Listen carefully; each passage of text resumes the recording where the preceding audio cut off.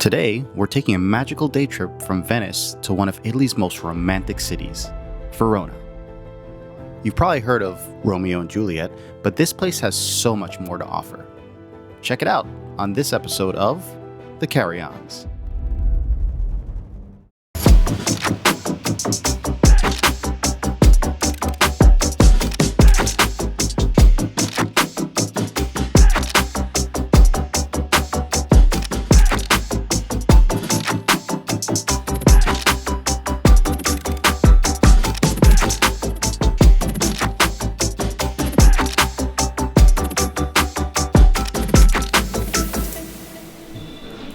Coffee.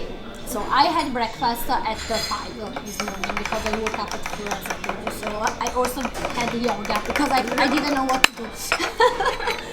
But because for me now it will be like... We started our day meeting our tour guide Veronica at Café Wallner, just outside the station. A total gem. The coffee was strong, the pastries were flaky and fresh, and it gave us the perfect kickstart before exploring. Just a few steps into the city, and we were already falling for that classic Italian charm. Cobblestone streets, warm light, and quiet corners full of character. Before reaching the river, we passed by the Arco de Gavi, a beautifully preserved Roman arch that once marked the entrance to the city. It's just standing there on the sidewalk. No gates, no fuss, ancient history just casually part of your walk. Just beyond it, we arrived at Castelvecchio, a 14th century fortress built by the Scaliger family. Its name literally means old castle, but the structure is anything but ordinary. With the massive brick walls, towers, and now a museum inside that's filled with medieval and Renaissance art. Connected to the castle is the Castelvecchio Bridge, or Ponte Scaligero, a fortified red brick bridge designed as an escape route. Walking across it gives you sweeping views of the Adige River, and it's the kind of place where time slows down just enough to make you want to stay a little longer. Our next stop was at Enoteca Veraldi, a cozy little wine bar tucked into one of Verona's quieter streets. It had the perfect blend of rustic charm and local authenticity. We did a wine tasting flight, and every pour came with a story. Local varietals from the Veneto region that were completely new to us. They also provided an incredible charcuterie board, salty prosciutto sandwiches, and rich cheeses that actually made us pause between bites. Here's a peek into the regional wines by Veronica. Venice is here, and here we have Milano. Only in Verona we produce all these wines, so we are the first city in order of wines. We have some white wines coming from the Lake Garda, and the most important one is the Lugana white wine. And we have the Soave area, which is always white, and it's a kind of little Chablis. And then we have the king of wines, that are the Valpolicella wines.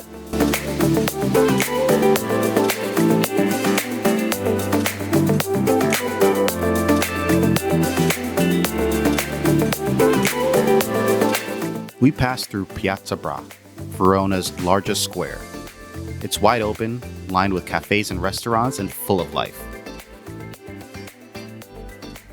We popped into United Colors of Benetton, thinking we were just browsing clothes, and found Roman ruins in the basement.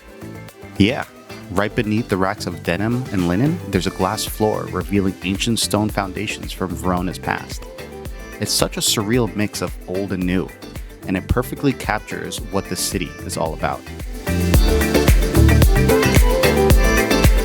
Right at the edge of the piazza is the Arena di Verona, a massive Roman amphitheater that's still in use today for operas and concerts. It's surprisingly well preserved and somehow feels both monumental and accessible.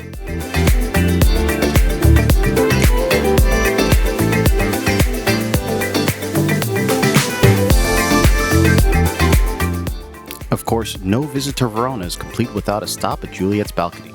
Yeah, it's touristy, sure, but still kind of magical. There's the famous balcony, which you can climb up to, and the statue of Juliet, which people rub for fortune and love. Nearby, you'll see heart-shaped locks clipped to the gates by couples from all over the world. You can even place one of your own if you can find an open spot.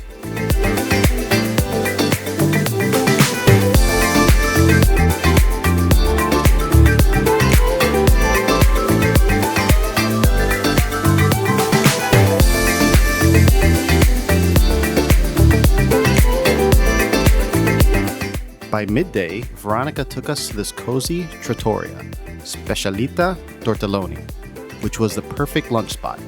Handmade pasta, fresh tomatoes, and of course, fresh tortellonis. It doesn't get any more Italian than that.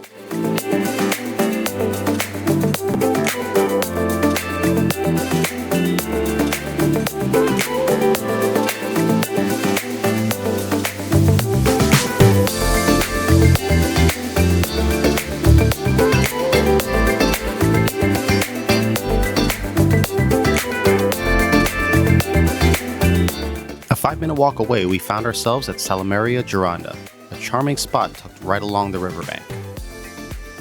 Their outdoor patio had the most peaceful view of the Adige River. There, we grabbed a few more cheeses and cured meats because why not? It wasn't a full meal, just a slow snack with a view. And honestly, those are our favorite kind of moments when we travel.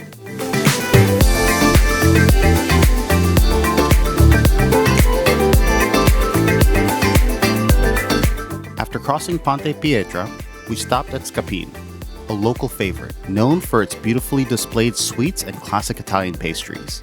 We grabbed a few things, but the star was definitely the frittelle.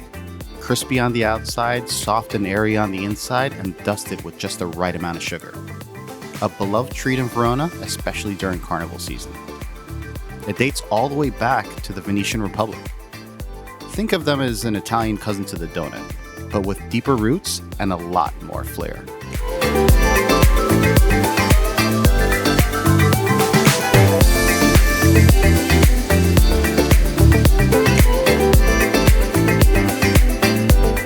As we reached the end of our tour, we hopped on the funicular de Castel San Pietro, a short ride that takes you straight up the hillside to one of the best viewpoints in Verona. At the top, Veronica offered us a hot drink from the cafe. It was such a thoughtful touch, especially with the breeze picking up. She walked us to the overlook and described the history behind what we were seeing. The rooftops of old Verona, the winding Adige River, the domes, the towers, it all stretched out beneath us like a living postcard.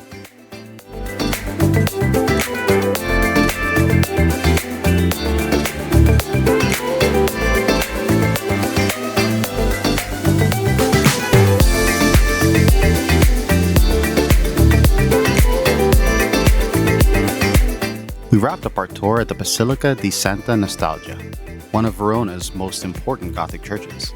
Here, we parted ways with our amazing tour guide Veronica, who brought Verona to life with every stop, and we decided to get one more treat before taking our train to Milan.